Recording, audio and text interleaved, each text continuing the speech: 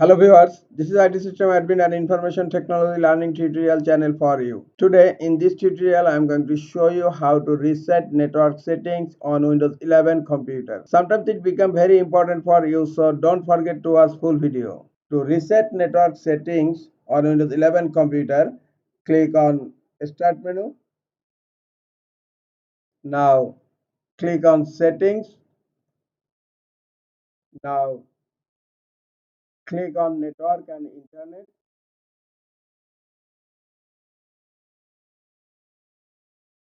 Scroll down. Click on Advanced Network Setting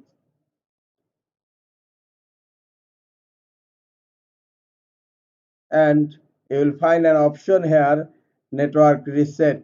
Click on Network Reset.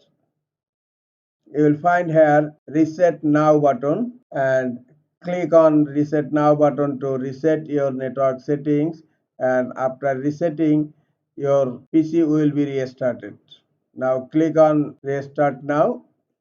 Are you sure you want to reset your network settings? Click on Yes, and now your computer will be restarted.